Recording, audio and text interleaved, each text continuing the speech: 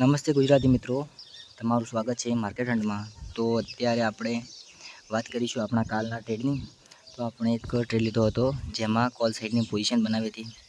તે પોઝિશન આપણે કેમ બનાવી હતી તેના વિશે ડિસ્કસ કરીશું અને એમાં આપણે કેમ 30 પોઈન્ટનો જ 30 પોઈન્ટનો ટાર્ગેટ કેમ રાખ્યો હતો એની પણ વાત કરીશું।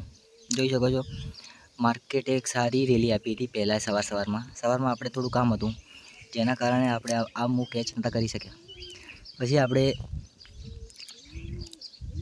સેકન્ડ હાફમાં જોયું તો માર્કેટ એકદમ સાઇડવેઝ હતું।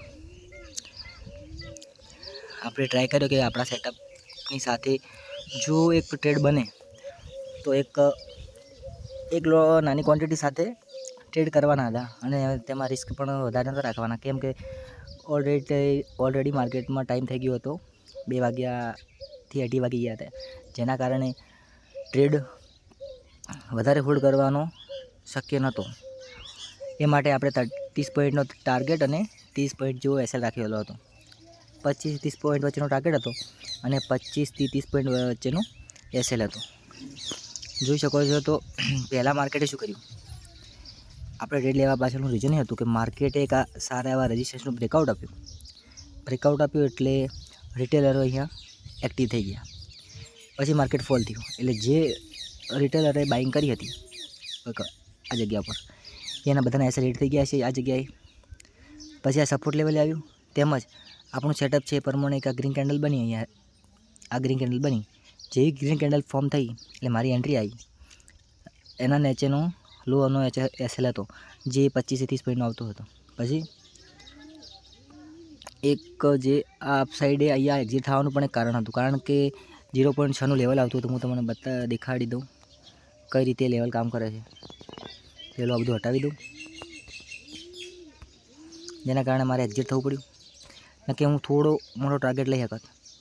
અને ટાર્ગેટ મોટો ના લેવાનું એક પણ બીજું રીઝન એ હતું કે માર્કેટમાં ઓલરેડી જોઈ લો ને કેટલા વાગી ગયા હતા, 2:45 થઈ ગઈ હતી, એટલે મારે એક્ઝિટ થવું પડ્યું। જોઈ શકો છો તમે કે અહીંયાથી એક ફિબોનાચી ડ્રો કરીએ તો 0.56નું લેવલ હતું, જેથી માર્કેટ પોતાનો ટ્રેન્ડ બદલી શકતું હતું। એના કારણે આપણે તે એક્ઝિટ થવું પડ્યું। આ હતું આપણું ટ્રેડ પાછળનો લોજિક। હવે તમને હું સ્ટ્રાઇક પ્રાઇસ દેખાડી દઉં કે મારી એન્ટ્રી કઈ જગ્યાએ આવી હતી અને એક્ઝિટ પરફેક્ટ કઈ જગ્યાએ હતું, દેખાડી દઉં તમને। આપણી લાઈવ ટ્રેડની રીલ ઇન્સ્ટામાં છે, ઇન્સ્ટાને આપણે ફોલો કરી દેવું તમારે। જો એક તો આ તમે જોઈ શકો કે સ્ટ્રાઇક પ્રાઇસમાં એક સારી એવી ટ્રેન્ડ લાઇન બનતી હતી, જેના કારણે મારે બાઇંગ કરવાની ઈચ્છા હતી। પછી એક સારી એવી કેન્ડલ ફોર્મ થઈ હતી, જોઈ શકો તમે મારી એન્ટ્રી આવી હતી કઈ 135 આજુબાજુ આ ગ્રીન કેન્ડલ ક્લોઝ થઈ એટલે આપણી એન્ટ્રી આવી ગઈ એક્ઝેક્ટ લોએ 132ના બાજુમાં બીજી કેન્ડલ જે ફોર્મ થાય ને 132 આપણી એન્ટ્રી આવી હતી। અને આપણો કોઈ મોટો એસએલ હતો નહીં, આ લો નેચરનો એસએલ હતો અને આપણો ટાર્ગેટ પણ એટલો જ હતો એટલે આપણે કોને સમથિંગ 25 પોઈન્ટ લેવાના હતા, 25થી 26, 27, 30 પોઈન્ટ જેવું અને 30 પોઈન્ટ જેવું આપવાનો હતો। આ હતો આપણો ટ્રેડ, જેમાં આપણી એન્ટ્રી આવી હતી 56,500ની સ્ટ્રાઇક પ્રાઇસ હતી, જેમાં આપણે કોલ લીધો હતો। જો માર્કેટ કેટલું ગીર્યું છે પણ સ્ટ્રાઇક પ્રાઇસની વેલ્યુમાં ઘટાડો નહીં થયો, ડીકે થયું નહીં બિલકુલ। જોઈ શકો તમે અહીંયાથી માર્કેટ કેટલું ગીર્યું દેખી શકો તમે, માર્કેટ પડ્યું છતાં